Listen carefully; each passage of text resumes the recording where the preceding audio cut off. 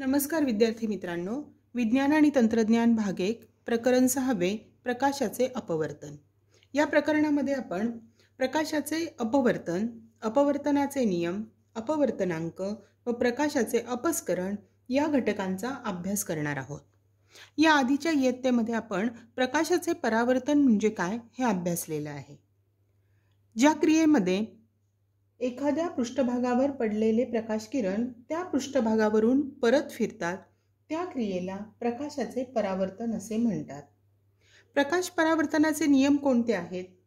तर पहिला नियम असा आहे की आपाती किरण, परावर्तित किरण आणि परावर्तक पृष्ठभागास आपात बिंदूपाशी काढलेली स्तंभिका हे एकाच प्रतलात असतात आणि आपाती किरण व परावर्तित किरण हे स्तंभिकेच्या विरुद्ध बाजूंना असतात। आणि दुसरा नियम, आपाती कोन व परावर्तन कोन हे समान मापांचे असतात। आता आपण प्रकाशाचे अपवर्तन म्हणजे काय हे पाहूया। आपल्याला माहिती आहे की साधारणपणे प्रकाश हा सरळ रेषेत प्रवास करतो। त्यामुळेच प्रकाशाच्या मार्गात जर एखादी अपारदर्शक वस्तू आली तर त्या वस्तूची छाया निर्माण होते। निर्माण झालेल्या छाया स्रोताच्या सापेक्ष असलेल्या वस्तूच्या स्थानामुळे कशा बदलतात याचाही अभ्यास आपण मागील इयत्तेत केलेला आहे। परंतु काही विशिष्ट परिस्थितीमध्ये प्रकाश किरण वाकूही शकतात हे आता आपण पाहणार आहोत। त्यासाठी तुम्ही एक कृती करून पाहायची आहे। पाण्याने भरलेला एक काचेचा ग्लास घ्या, त्यात पेन्सिल उभी धरून अर्धवट बुडवा व पाण्यात बुडलेल्या भागाच्या जाडीचे निरीक्षण करा। आता पेन्सिल तिरकी ठेवून निरीक्षण करा। वरील दोन्ही कृतीमध्ये पाण्यातील पेन्सिलची जाडी वाढलेली दिसेल, तर दुसऱ्या कृतीमध्ये पृष्ठभागालगत पेन्सिल तुटली असल्याचा आभास निर्माण होतो। असे का होते? तर प्रकाश किरण पाण्यातून हवेत तिरकस मार्गाने जाताना त्याची मार्गक्रमणाची दिशा बदलते आणि ते स्तंभिकेपासून दूर जातात आणि म्हणून आपल्याला पेन्सिल तुटली असल्याचा भास होतो। प्रकाश किरण एका पारदर्शक माध्यमातून दुसऱ्या पारदर्शक माध्यमात जाताना त्याची मार्गक्रमणाची दिशा बदलते, यालाच प्रकाशाचे अपवर्तन असे म्हणतात। या आकृतीचे निरीक्षण करा। यामध्ये काचेच्या लादीतून होणारे प्रकाशाचे अपवर्तन दाखवलेले आहे। यासाठी आपल्याला कृती काय करायची, तर एक काचेची लादी किंवा काचेची चिप घेऊन ती कागदावर ठेवून त्याची कड आखून घ्यायची, म्हणजे आपल्याला असा हा आयत मिळेल PQRS। त्यानंतर एक आपाती किरण हा काढलेला आहे या PQ कडापर्यंत, तिथे एक स्तंभिका काढलेली आहे आणि या PQ किरणावर दोन बिंदू घेऊन त्या ठिकाणी A आणि B अशा दोन टाचण्या टोचलेल्या आहेत। त्यानंतर ही चिप तिच्या जागेवर ठेवून ज्या बाजूला टाचण्या टोचलेल्या आहेत त्याच्या विरुद्ध बाजूच्या कडेतून बघून C आणि D या दोन टाचण्या अशा टोचायच्या आहेत की A, B, C आणि D या एकाच रेषेत दिसतील। त्यानंतर चिप काढून घ्यायची आणि हा जो किरण आहे CD या SR कडेपर्यंत आपण जोडून घ्यायचा आहे। इथे ही स्तंभिका काढली आणि ही MN जो किरण आहे तो सुद्धा जोडून घ्यायचा आहे। आता या कृतीमध्ये काचेच्या लादीतून प्रकाशाचे 2 वेळा अपवर्तन होते। इथे हवा आहे, हे काच माध्यम आहे आणि हवा आहे, मग 2 वेळा अपवर्तन कसे होते, तर प्रकाश किरण हवा या माध्यमातून काच या माध्यमात प्रवेश करताना बाजू PQ वर N बिंदूपाशी पहिले अपवर्तन होते, तर दुसरे अपवर्तन प्रकाश किरण काच या माध्यमातून हवा या माध्यमात प्रवेश करताना बाजू SR वर M बिंदूपाशी दुसरे अपवर्तन होते। पहिल्या वेळेसचा आपाती कोन I आहे, तर दुसऱ्या वेळेसचा आपाती कोन I1 आहे। R हा अपवर्ती कोन आहे। हा I1 आणि R हे समान मापाचे असतात। दुसऱ्या अपवर्तनामध्ये E हा अपवर्ती कोन आहे। E आणि हा I हे समान मापाचे असतात। काचेच्या लादीच्या दोन्ही समांतर बाजू PQ व SR जवळ प्रकाश किरणांचे दिशा बदलण्याचे प्रमाण समान पण विरुद्ध दिशेत असते। त्यामुळे लादीतून निघणारा निर्गत किरण म्हणजे हा जो MD किरण आहे, हा किरण लादीवर पडणाऱ्या आपाती किरणाच्या म्हणजे AN या किरणाच्या दिशेला समांतर असतो, परंतु निर्गत किरण आपाती किरणाच्या मूळ मार्गापासून, हा त्याचा मूळ मार्ग आहे बघा आपाती किरणाचा, त्यापासून काहीसा विस्थापित झालेला दिसून येतो। आता यामध्ये काही प्रश्न विचारलेत बघा। प्रकाश ज्या वेगाने हवेतून जाऊ शकेल त्याच वेगाने काचेच्या लादीतून जाऊ शकेल का? तर नाही.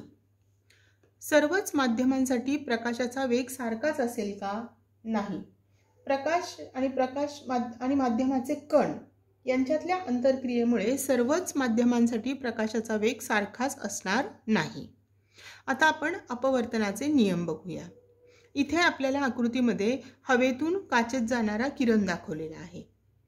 तर याचा अभ्यास करून आपण अपवर्तनाचे नियम पाहूया. आपाती किरण आणि अपवर्तित किरण हे आपात बिंदूपाशी म्हणजे एन या बिंदूपाशी असलेल्या स्तंभिकेच्या म्हणजे सीडीच्या विरुद्ध बाजूस असतात व हे तीनही म्हणजे आपाती किरण, अपवर्तित किरण आणि स्तंभिका हे तीनही एकाच प्रतलात असतात. दुसरा नियम, दिलेल्या माध्यमांच्या जोडीकरता म्हणजे इथे माध्यम कोणतं आहे तर हवा आणि काच, साइन आय व साइन आर यांचे गुणोत्तर स्थिर असते. इथे आय हा आपाती कोण आहे तर आर हा अपवर्ती कोण आहे. पुढचा घटक आपण बघूया तो म्हणजे अपवर्तनांक किंवा रिफ्रॅक्टिव्ह इंडेक्स. प्रकाश किरण वेगवेगळ्या माध्यमात शिरताना प्रकाशाच्या दिशेतील बदलांचे प्रमाण वेगवेगळे असते. ते माध्यमाच्या अपवर्तनांकाशी संबंधित असते. वेगवेगळ्या माध्यमांकरिता तसेच एकाच माध्यमासाठीही वेगवेगळ्या रंगाच्या प्रकाश किरणांसाठीही अपवर्तनांक वेगवेगळा असतो. काही माध्यमांचे निर्वाताच्या संदर्भातील अपवर्तनांक आपल्याला सारणीत दिलेले आहेत. निर्वाताच्या संदर्भात असलेल्या अपवर्तनांकाला निरपेक्ष अपवर्तनांक असे म्हणतात. माध्यमातील प्रकाशाच्या वेगावर अपवर्तनांक अवलंबून असतो. हा अपवर्तनांक आपण एन ने दाखवणार आहोत आणि हा एन हा स्थिरांक आहे. हा स्थिरांक म्हणजे साइन आय छेद साइन आर या दोन्हींचं गुणोत्तर म्हणजेच एन हा स्थिरांक आहे. या स्थिरांकाला पहिल्या माध्यमाच्या संदर्भातील दुसऱ्या माध्यमाचा अपवर्तनांक असे म्हणतात आणि या नियमाला स्नेलचा नियम असेही म्हणतात. दोन माध्यमांच्या सीमेला लंबरेषेत जर आपाती किरण आला तर त्याच रेषेमध्ये तो पुढे जातो. म्हणजे जर आय हा कोन 0 असेल तर आर सुद्धा 0 असतो. या आकृतीमध्ये माध्यम 1 मधून माध्यम 2 मध्ये जाणारा प्रकाश किरण दाखवलेला आहे. आता माध्यम 1 मध्ये प्रकाशाचा वेग v1 असून माध्यम 2 मध्ये प्रकाशाचा वेग v2 आहे. पहिल्या माध्यमाच्या संदर्भात दुसऱ्या माध्यमाचा अपवर्तनांक लिहिताना आपण तो असा लिहिणार आहोत बघा. n लिहिलाय, डावीकडे 2 आणि उजवीकडे 1 लिहिलाय. याचा अर्थ पहिल्या माध्यमाच्या संदर्भात दुसऱ्या माध्यमाचा अपवर्तनांक. हा अपवर्तनांक काढण्यासाठी सूत्र असं आहे, पहिल्या माध्यमातील प्रकाशाचा वेग भागिले दुसऱ्या माध्यमातील प्रकाशाचा वेग म्हणजे n1 म्हणजेच काय की पहिल्या माध्यमाच्या संदर्भात दुसऱ्या माध्यमाचा अपवर्तनांक बरोबर v1 छेद v2. याचप्रमाणे दुसऱ्या माध्यमाच्या संदर्भात पहिल्या माध्यमाचा अपवर्तनांक बरोबर v2 छेद v1. जर पहिले माध्यम निर्वात पोकळी असेल तर दुसऱ्या माध्यमाचा अपवर्तनांक हा निरपेक्ष अपवर्तनांक असतो आणि तो फक्त n ने दाखवतात. आता इथे प्रश्न विचारलाय बघा, जर दुसऱ्या माध्यमाचा अपवर्तनांक पहिल्या माध्यमाच्या संदर्भात असा असेल तर तिसऱ्या माध्यमाच्या संदर्भात दुसऱ्या माध्यमाचा अपवर्तनांक असा असेल तर याचा अर्थ काय आहे? तर याचा अर्थ काय होईल तर तिसऱ्या माध्यमाचा अपवर्तनांक पहिल्या माध्यमाच्या संदर्भात आणि त्याचे मूल्य किती असेल? आता आपल्याला दुसऱ्या माध्यमाचा अपवर्तनांकाचं सूत्र आहे v1 छेद v2. तिसऱ्या माध्यमाचा दुसऱ्याच्या संदर्भात अपवर्तनांक म्हणजे v2 छेद v3 आणि तिसऱ्या माध्यमाचा पहिल्या माध्यमाच्या संदर्भातील अपवर्तनांक म्हणजे v1 छेद v3 आणि म्हणून इथं आपल्याला तिसऱ्या माध्यमाचा पहिल्या माध्यमाशी संदर्भातला अपवर्तनांक जर आपण बघितला तर बघा ह्या दोघांचा जर आपण गुणाकार केला v1 छेद v2 गुणिले v2 छेद v3 केला तर हा v2 ला v2 कॅन्सल होईल म्हणजे v1 छेद v3 येईल म्हणजे ह्या दोन्हींचा तो गुणाकार होतो. दुसऱ्या माध्यमाचा अपवर्तनांक पहिल्याच्या संदर्भात गुणिले तिसऱ्या माध्यमाचा अपवर्तनांक दुसऱ्याच्या संदर्भात. आता वेगवेगळ्या माध्यमात प्रकाशाचे अपवर्तन होत असताना जेव्हा प्रकाश किरण विरल माध्यमातून घन माध्यमात जातो तेव्हा तो स्तंभिकेकडे झुकतो. बघा, हा आलेला आपाती किरण आणि हा अपवर्तित किरण स्तंभिकेकडे झुकलेला आहे. जेव्हा प्रकाश किरण घन माध्यमातून विरल माध्यमात जातो तेव्हा तो स्तंभिकेपासून दूर जातो. आणि प्रकाश किरण एका माध्यमातून दुसऱ्या माध्यमात प्रवेश करत असताना माध्यमाच्या सीमेवरून लंबरूप आपात होत असेल तर त्याची दिशा बदलत नाही, म्हणजेच त्याचे अपवर्तन होत नाही. यानंतर पुढचा घटक आपण पाहणार आहोत, ताऱ्यांचे लुकलुकणे म्हणजेच ट्विंकलिंग ऑफ स्टार्स. आता आपण बघतो की उन्हाळ्यात रस्त्यावर किंवा वाळवंटात पाणी साचल्याचा आपल्याला आभास होतो, म्हणजे त्याला आपण मृगजळ असे म्हणतो. किंवा होळीच्या वेळी होळीच्या ज्वालांच्या पलीकडे व काही वस्तू हलताना आपण पाहिलेल्या असतील. तर हे कशामुळे होतं? तर स्थानिक वातावरणाचा प्रकाशाच्या अपवर्तनावर थोड्या प्रमाणात परिणाम होत असतो. हे जे दोन उदाहरण आपण बघितले यामध्ये रस्त्याजवळील किंवा वाळवंटाच्या पृष्ठभागावरील तसेच ज्वालांवरील हवा गरम असल्याने विरल होते आणि तिचा अपवर्तनांक कमी असतो. उंचीप्रमाणे विरलता कमी कमी होत जाते व अपवर्तनांक वाढत जातो. पहिल्या उदाहरणात म्हणजे आपल्याला रस्त्यावर पाणी साचल्याचा उन्हाळ्यात भास जो होतो त्या उदाहरणामध्ये बदलत्या अपवर्तनामुळे अपवर्तनाच्या नियमाप्रमाणे प्रकाशाची दिशा बदलत असते. बघा, या आकृतीमध्ये दाखवल्याप्रमाणे दूरवरील वस्तूकडून येणारे प्रकाश किरण जे आहेत ते त्या वस्तूच्या जमिनीत असलेल्या प्रतिमेकडून आल्यासारखे भासतात आणि यालाच मृगजळ असे म्हणतात.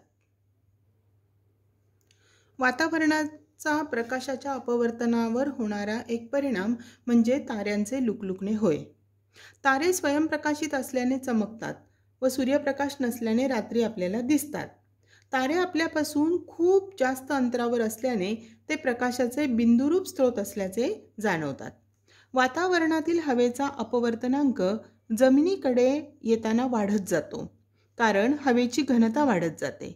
वातावरणातून तारका प्रकाशाचे अपवर्तन होत असताना तारका प्रकाश स्तंभिकेकडे झुकल्यामुळे या आकृतीत दाखवल्याप्रमाणे तारा आहे त्याच्या स्थितीपेक्षा थोडासा उंच असल्याचे भासते. इथे बघा, प्रत्यक्ष तारा इथे आहे, पण आपण जर जमिनीवरून त्याचं निरीक्षण केलं तर तो आहे त्याच्यापेक्षा ताऱ्याची ही आभासी स्थिती आहे त्यापेक्षा थोडासा उंच असल्याचा आपल्याला भास होतो. ताऱ्याची ही आभासी स्थिती स्थिर नसून किंचितशी बदलत राहते.